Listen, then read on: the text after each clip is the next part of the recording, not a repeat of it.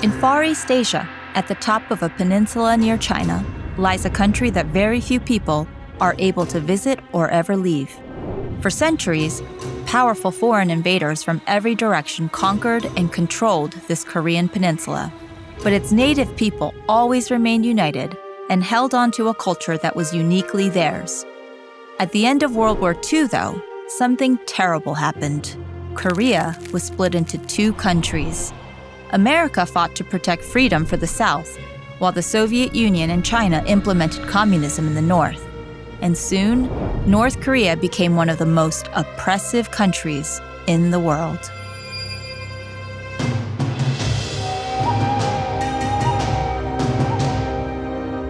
This is Tae-song and his little sister Chongshim. They live in communist North Korea. Under communism, people aren't free to make decisions for themselves. The government has full control.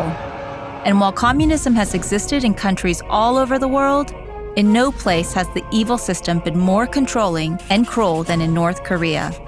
Like other communist countries, the North Korean government directs how businesses are run, decides if religions can be practiced, and controls the supply of all essentials like money, food, and clothing.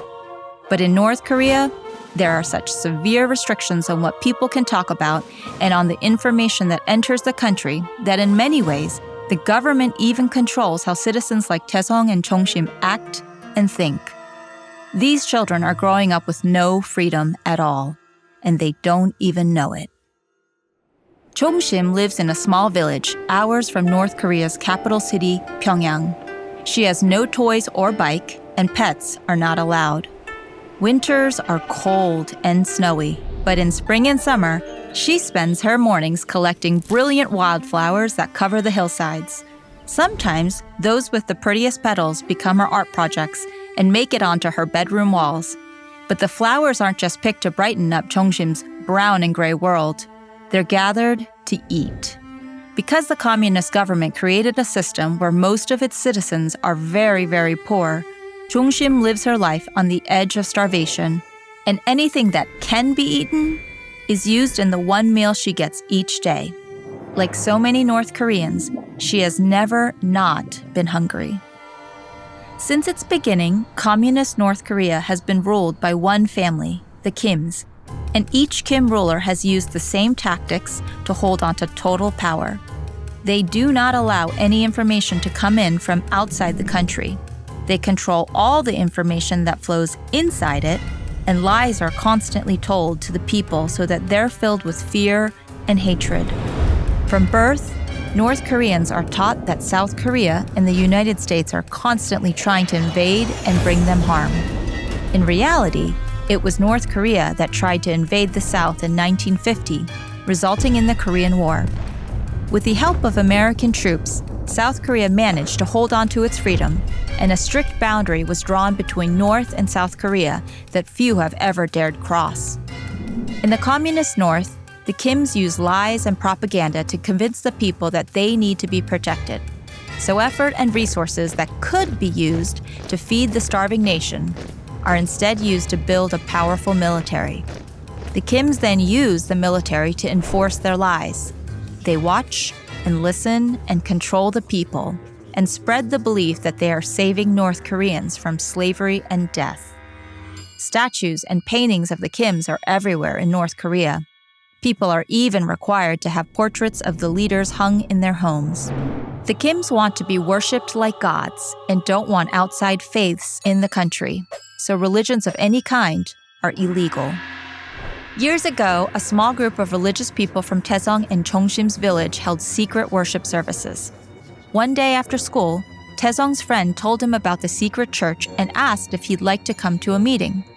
The invitation was made because Tae-song was a kind and honest boy. But instead of being honored, Tae-song was stunned. It scared him that his friend, someone he had thought was a good person, was actually breaking the law and disobeying the Kims by believing in God. Tae-song felt confused, and because he was scared, he reported the illegal church meetings to the local authorities. He thought that being loyal to the rules was the right thing to do.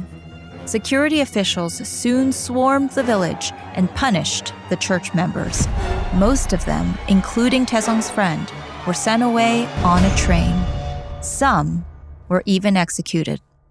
The government honored Tae-song and held a celebration rewarding his bravery and loyalty to the rules of North Korea. Chongshim was so proud of her older brother. He was considered a local hero, and it was announced that for his mandatory military service, he would join the prestigious Ministry of Social Security, an honor that nobody from their village had ever received. The Kims only reward the people who have demonstrated loyalty to them, so now, Tae-song receives a ration of real food. During his military training, Tae-song lived in the capital, and he learned much more than just how to be a government security official. Unlike his home village, Pyongyang has tall skyscrapers, cars, and even restaurants. At first, the differences were overwhelming, and he felt jealous of those who had grown up there with electricity and enough food to eat. However, he soon learned that the communist government controlled all of the city's comforts, and that even the privileged people of Pyongyang lived in constant fear of upsetting the government, losing everything, and being taken away on a train. Tae-song not only learned about life in the capital, but also began learning about life outside North Korea. Sometimes in Pyongyang, movies, music, and magazines from South Korea are snuck in through illegal markets. Once Tae-song began making friends, he soon gained access to some of these forbidden materials. The first time a friend showed him a South Korean movie, he almost fainted. All his life, he had been told that South Korea was a terrible place filled with evil people and ruled by horrible America. But in the movie, South Korea didn't look bad at all. In fact, the South Koreans looked happier, healthier, and even much taller than Tae-song and his fellow North Koreans. During the same years that the Kims with their communist rule have starved North Korea and lied to its people, South Korea has grown into one of the most successful countries in the world. With the United States as an ally and example, South Korea is one of the most technologically advanced nations in the world. Its citizens are among the healthiest, wealthiest, and most educated. By contrast, most North Koreans live without electricity, and their nutrition is so poor that they can't grow and develop in healthy ways.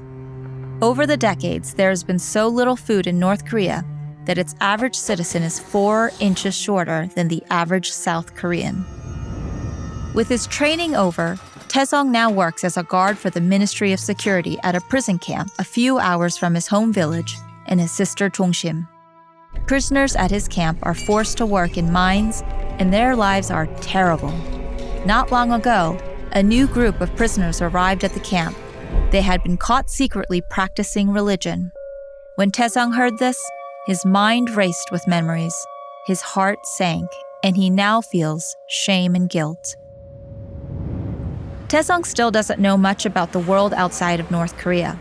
But more and more, he's understanding that he's been lied to his entire life, and that he's now a part of a system that keeps most of his countrymen living in fear and chronic starvation. He tried talking to some of the other guards about his uneasy feelings. They not only told him to be quiet, but reminded him that he is respected, fed, and has a warm bed. If he's caught questioning the government, he will quickly change from guard to prisoner. Tae-song now wonders what life would be like for himself and Chongshim if Korea had never been divided by communist aggression. He silently hopes for a day when the two Koreas can be reunited as one nation, a future where the communist rule of the Kim regime is replaced with the freedoms that his South Korean and American peers enjoy without fear.